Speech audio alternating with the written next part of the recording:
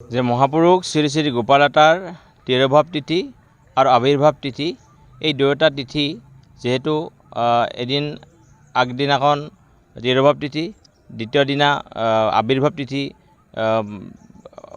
Calendar মতে এইটো উদযাপন হয় আৰু সেই উপলক্ষে ভৱানীপুৰ সত্ৰত পৰম্পৰাগতভাৱে এই কাৰ্যসূচী আগৰ পৰাই চলি আছিল আৰু এইবাৰো আমি অলপ বৰ্ণাঢ্যভাৱে এই গোপালাতাৰ তিৰোভাৱ তিথি উপলক্ষে আমি ৰাতিপুৱা নাম কীৰ্তন ভাগৱত পাঠৰ পিছত আজি এই আবেলি 4 বজাৰ পৰা সোঁৱৰণি সভা আৰম্ভ হৈছে আৰু সোঁৱৰণি সভাত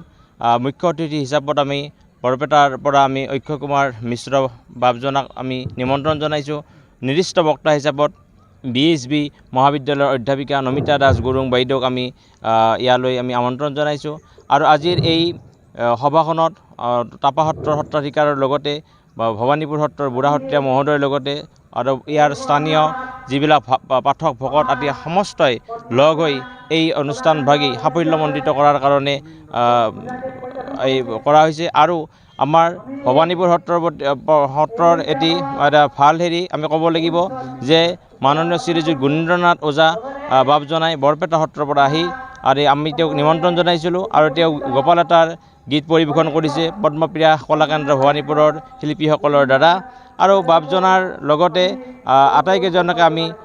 ধন্যবাদ জ্ঞাপন কৰিছোঁ আৰু অহাকালি আমাৰ আৱিৰ্ভাৱ তিথি উপলক্ষে ৰাতিপুৱা 10 বজাত ভৱানীপুৰ সত্ৰৰ স্থানীয় সত্ৰাধিকাৰ কৃষ্ণকান্ত নাথ বাবজনাৰ দ্বাৰা স্থাপিত হ'ব পালনাম 24 ঘণ্টীয়া পালনাম আৰু 24 ঘণ্টীয়া পালনামত আমি ভৱানীপুৰ সত্ৰৰ পাঠক বাপ বান্ধৱ আই মাতৃ সমষ্টৰ লগতে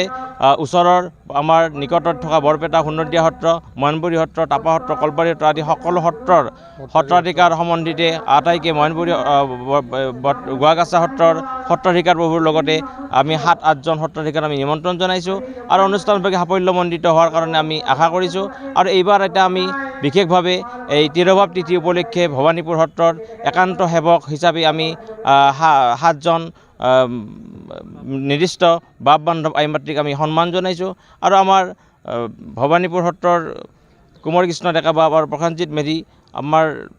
মহিন্দ্ৰ তালুকদাৰ বাবজনাই আমি আটাইয়ে মিলিত হৈ আৰু ভৱানীপুৰ সত্ৰৰ পৰিচালনা সমিতিৰ লগতে লগ হৈ এইটো আমি সিদ্ধান্ত লৈছিলোঁ যে গোপালাতাৰ তিৰোভাৱ তিথি উপলক্ষে আমি 7জনকৈ একান্ত সেৱকক আমি সম্বৰ্ধনা জনাম আৰু এইবেলি এইটো অনুষ্ঠিত কৰা হ'ল আৰু আজিৰ কাৰ্যসূচী এইখিনি আৰু অহাকালিৰ কাৰ্যসূচীৰ লগতে গোটেইখিনি যাতে সাফল্যমণ্ডিত হয় তাৰ বাবে আমি আশা কৰিছোঁ। জয় গুৰু শংকৰ।